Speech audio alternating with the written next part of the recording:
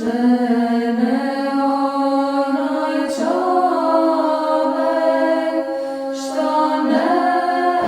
Исусе Христе, Сине Божи, помилуй ме грешната.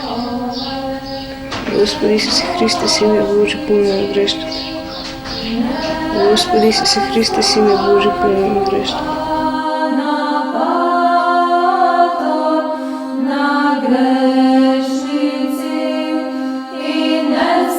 Што и да работи посветениот на Бог, на кое послушание да се наоѓа, никогаш не заборава дека молитвата е на прво место. Господи Исусе Христе, Сине Божи, помилуй ме грешната. Секој миг од неговиот живот е искаен со молитва. И за време на послушанието, тој постојано ја изговара Исусовата молитва. Господи Исусе Христе, помилуј ме мене, грешниот. Еден свет отец рекол дека доколку луѓето ги знаат искушенијата и борбите што ги има монахот во својот секојдневен живот, тогаш никој не би се решил да појде во манастир. Меѓутоа, доколку почувствуваат само мало делче од благодатта и радоста што Господ им ја дава на монасите, тогаш веројатно сите би посакале да станат монаси. Слава Отцу и Сину и Святому Духу, и нина и присно и во веки веков. Амин. Човек заплетка во мрежите на погибелните пороци и заведен од духот на современото безбожништво, заборава на љубовта и смислата на животот. Тој се сеќава дека треба да го бара патот, копне по некакво прибежиште, го бара Бога.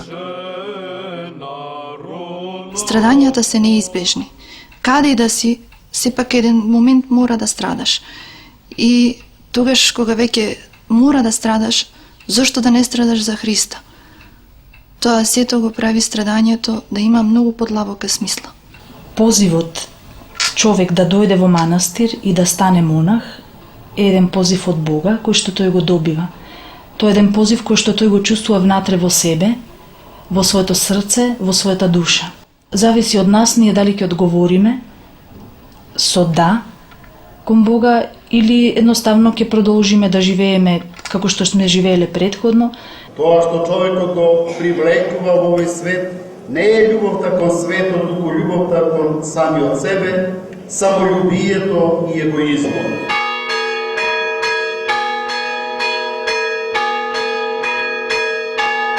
Желбата да се биде човек во потполна смисла на зборот привлекува многу луѓе кон Бигорскиот манастир, посветен на светиот претеча Јован Крстител, каде што со благослов од Светагора, а под раководство на архимандрит Партении, повторно воскресна монашкиот живот во Македонија.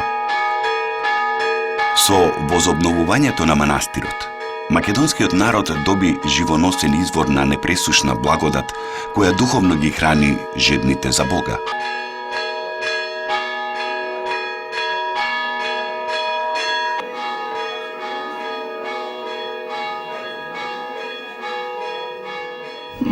Необјасниво е чувството после една неделна литургија, кога сите излегуваме од храмот, исполнети со благодати, со радост, насмејани.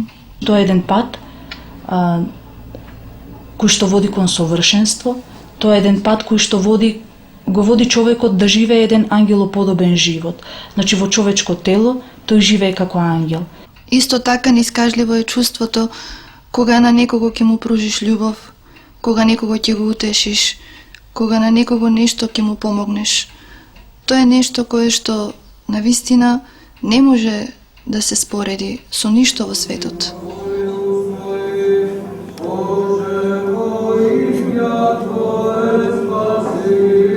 Ние добиваме вистински учители за љубовта Христова, искрени пријатели, пожртвувани молитвеници за оваа земја, кои секојдневно го полагаа својот живот за ближните, одејќи го деноноќно патот Христов и носејќи го крстот за сите.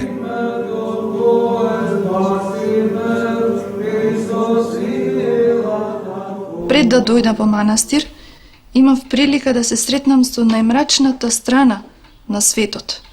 Затоа што во светот работе во Интерпол и тука дојдов во допир со најпорочниот дел од човечкиот живот.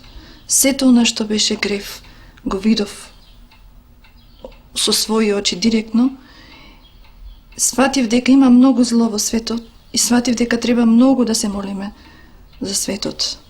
Вечерва ги слушнавме прашањата и одговорите во монарството, ги слушнавме и молитвите и благословите, да го оставиме суетниот светски живот, лагата и греовите, да го оставиме недоличното светско однесување, да живееме според волјата Божја, својата волја да ја отсечеме, не за да бидеме безволни, туку својата волја да ја покориме на Божјата.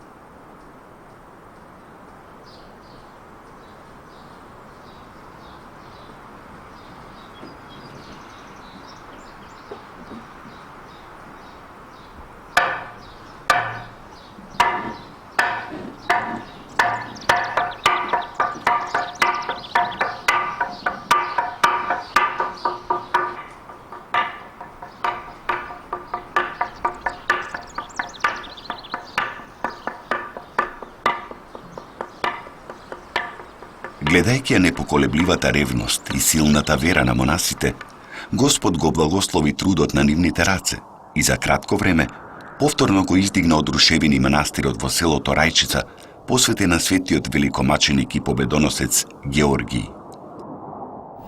Ми се допаѓаше едноставно да бидам во манастир, да посетувам служба. И дојде, значи, момент кога веќе почувствував дека таа желба созреа и дека веќе, значи, требаше да се направи нешто, да се направи некој чекор. Кога по Божја промисла го посетив Бигорскиот манастир, имаше една иницијатива да се посети и овој манастир кој што беше во рушевини се уште. И така една голема група верници се собравме и дојдовме овде. Едноставно оставив на Бога да ме води каде треба, во кој манастир да го поминам мојот живот.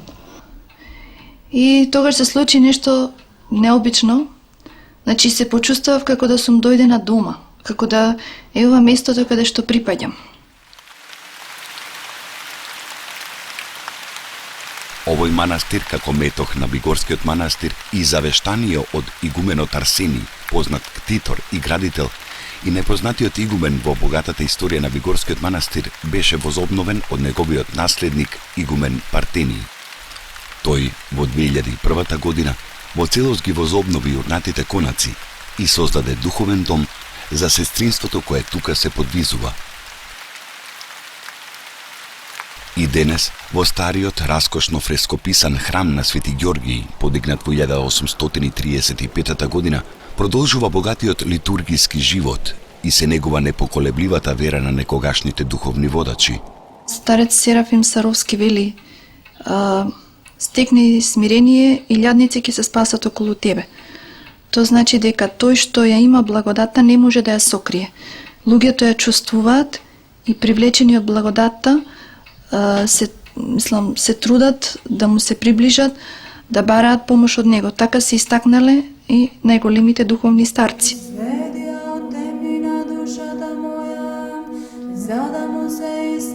Тука, монашкото сестринство, собрано под духовната закрила на својот старец, е повикано од светиот великомаченик за света служба на Бога.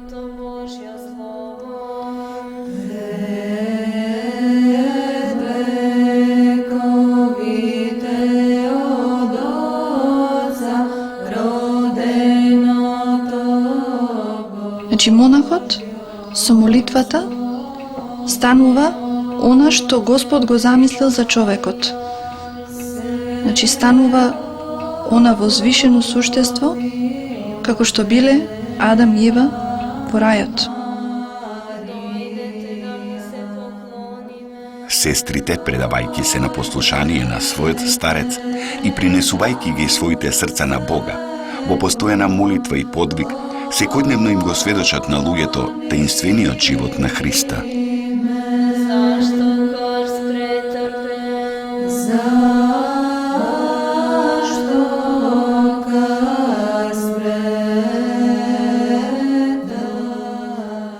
Молитвата е разговор со Бога.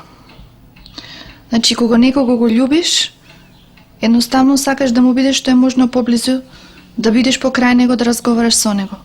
Бог сака, значи, монахот, верникот, човекот да разговара со Бога. Бог сака кога човекот му се обраќа на Бога.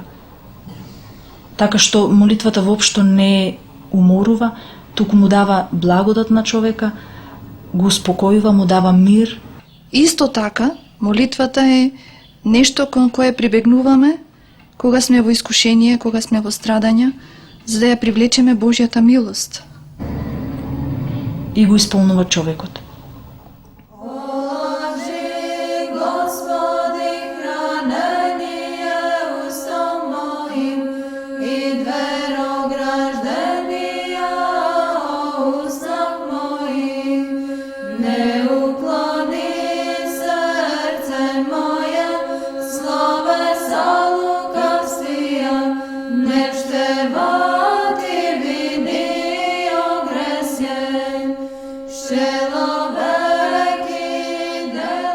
Послушанието е можеби една од најважните особини кои што треба да ги стекне монахот во манастир. Тоа е отсекувањето на собствената волја, каде што го оставаш својот ум и го преземаш на себе умот на својот духовник, односно умот Божи. Господ со своето доаѓање на земјата ни покажа што значи послушанието. Тој беше послушен до крај. До самиот крај, до неговата смрт на крстот. И не поучи дека послушанието е единствениот начин, најлесниот начин да се спасиме и да го придобиеме Царството Небесно. Господи си Христе, помилуй. Господи си Христе, помилуй. Господи си Христе, помилуй. Како плод на послушанието, од рацете на сестрите во Дебарскиот манастир Рајчица излегуваат уникатни уметнички дела во кои се ткаени нивната вера и љубов. Тоа особено се гледа кај едно ретко ракоделие, единствено во Македонија, кое сестрите го имаат наследено од својот старец, изработка на епископските митри. Уште од моментот кога го добив моето послушание како манастирски шнајдер, не знаев многу, скоро ништо, така што учев, се трудев да научам повеќе и правејќи го послушанието, се трудев поуспешно да ги направам работите, да сошијам нешто подобро од претходното, така што едноставно Бог дава благодат и тоа што го правиш и да не знаеш, ќе го направиш како што треба или ќе го направиш многу убаво. Слава Отцу и Сину и Святому Духу, и нина и присно и во веки. Потребата за општење со Бога не довела во овој свет манастир, тоест потреба за молитва.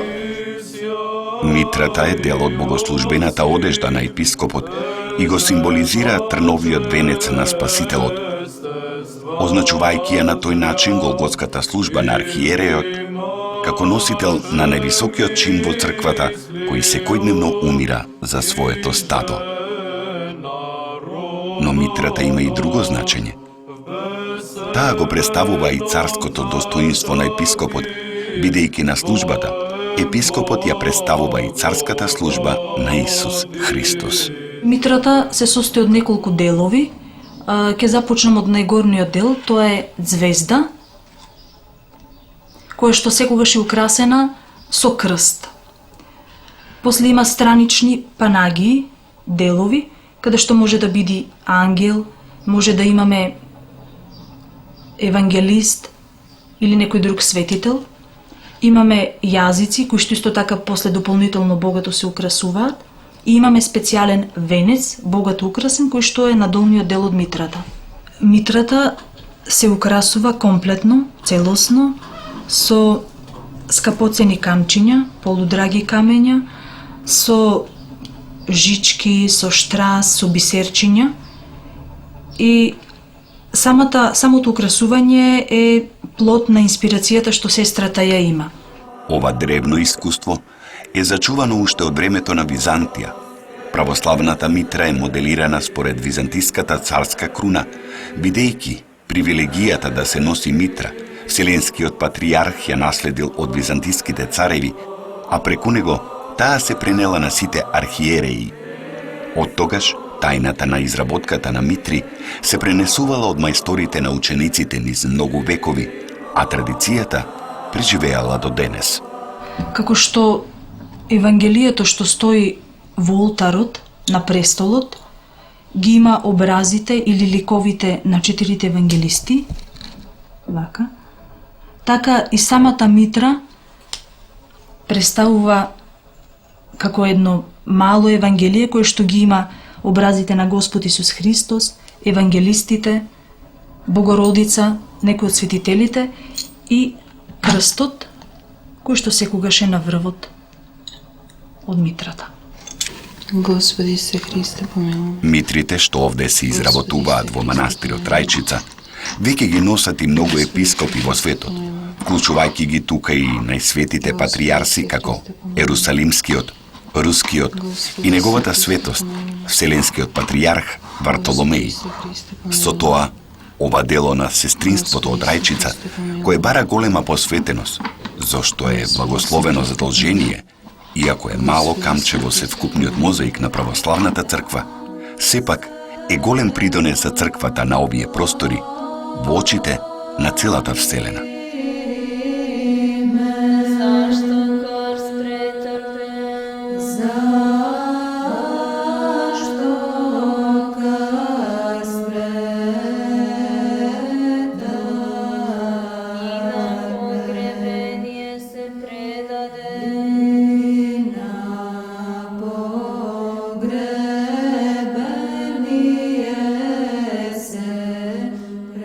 Но митрите од Рајчица значат и нешто друго.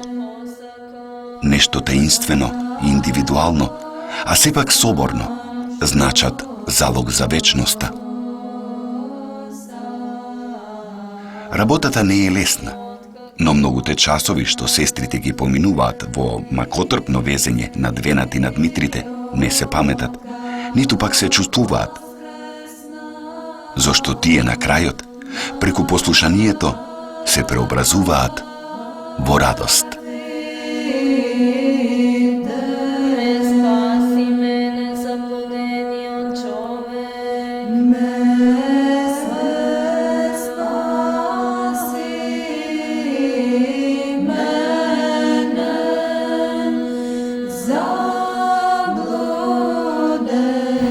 Пред неколку дена, една од верничките која што беше во нашиот манастир, едноставно се зближивме многу, така, разговаравме за многу работи, за многу духовни теми и таа во еден момент се почувствува, значи, слободно да ме праша дали некојаш си се поколебала или си се двоумела поради твојата одлука да дојдеш во манастир или поради тоа што си монахиня.